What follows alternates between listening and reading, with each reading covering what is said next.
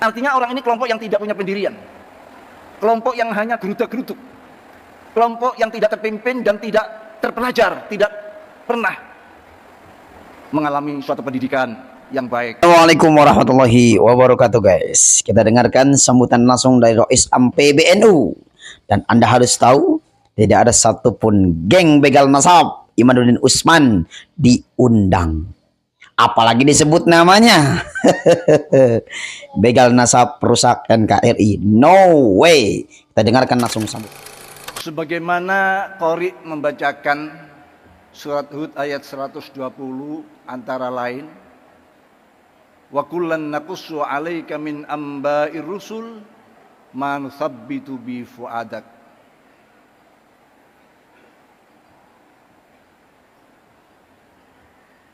Wa fi hadihi ja'al haq ja'akal haq wa mau'izatun wa dzikra lil mu'minin. Pada masing-masing para nabi, para rasul yang dulu, katakan pejuang-pejuang yang dipilih oleh Allah Subhanahu wa taala. Aku ceritakan padamu Muhammad, aku kisahkan kepadamu Muhammad apa yang beliau-beliau alami, tantangan, rintangan, susah, payah di dalam memperjuangkan kebenaran.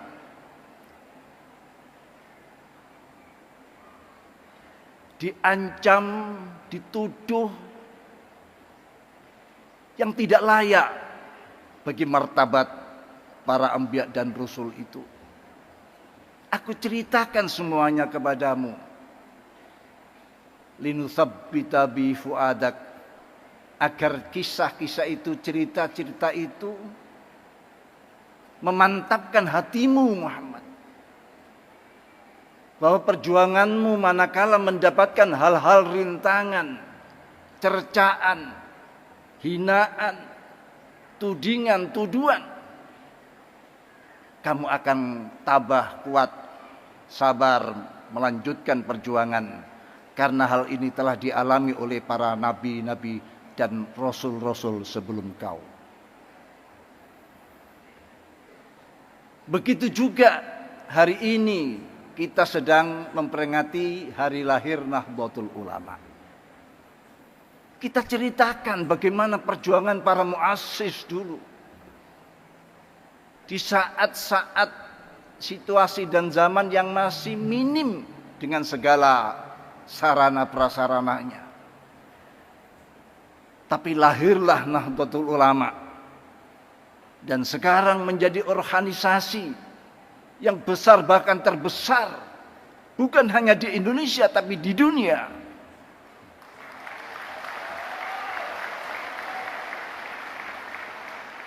Bahkan kalau kita lengkapi, bukan hanya lebih besar sedunia,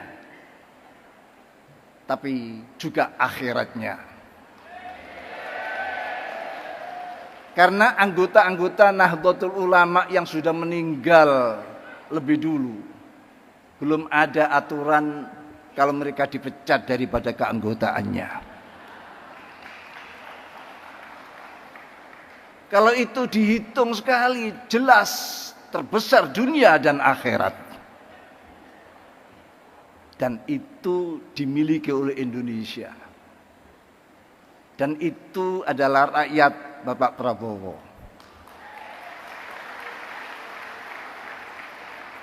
Maka dengan tema bekerja bersama umat untuk Indonesia maslahat, di dalam kita memperingati hari kelahiran Nahdlatul Ulama yang 102 ini.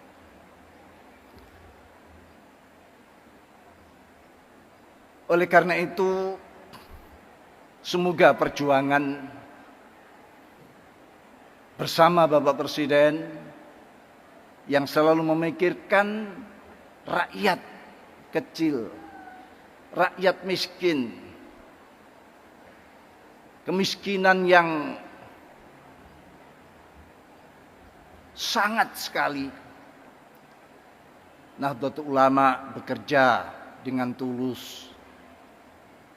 Di samping untuk meningkatkan kualitas anak bangsa ini, sehingga Nahdlatul Ulama yang terbesar ini, yang mungkin masih banyak pendidikannya, kepintarannya terbatas, maka dengan kerjasama ini bisa meningkatkan, sehingga hadis Rasulullah Shallallahu Alaihi Wasallam yang menyatakan, la takunu imma'ah. Qalu wa man imma'ah ya Rasulullah? Qala alladzina yaquluna in ahsanan nas ahsanna wa in asa'an nas asa'na. Walakin waqtinu anfusakum. In ahsanan nas antuhsinu wa in asa'an nas alla tusi'u. Al hadis au kama qala Rasulullah sallallahu alaihi wasallam. Nabi bersabda, hai umat, janganlah kalian menjadi kelompok-kelompok imma'ah. Sahabat baru mendengar kata imma'ah, maka bertanya, qalu waman imma'ah ya, siapa imma'ah itu ya Rasulullah? Karena ini kata-kata baru di tengah-tengah kita. Rasulullah menjawab yang lebih amfak bagi para sahabat. Mereka adalah alladzina yaquluna in ahsanan nas ahsanna. Orang-orang yang selalu mengatakan, manakala orang lain melakukan kebaikan, saya pun ikutan melakukan kebaikan. Wa in asa'an nas, dan manakala orang lain melakukan kejahatan, keburukan, asa'na, saya pun tidak ketinggalan, akan ikutan melakukan keburukan. Artinya orang ini kelompok yang tidak punya pendirian, kelompok yang hanya geruda-geruduk, kelompok yang tidak terpimpin dan tidak terpelajar, tidak pernah mengalami suatu pendidikan yang baik, sehingga geruda-geruduk. Kalau boleh dikatakan, orang ini, kelompok ini adalah kelompok yang disebutkan sebagai kelompok yang ikut-ikutan, latah. Rasulullah memberikan taujihat, walakin wattinu anfusakum. Tapi bangunlah dirimu, bangunlah kesadaranmu, bangunlah kepribadianmu, bangunlah kecerdasanmu, bangunlah siapa engkau ini. Oleh karena itu, ini harapan kita bersama-sama Bapak Presiden dan para pimpinan bangsa ini untuk bisa mengentas, melahirkan generasi-generasi yang terbaik dan mapan.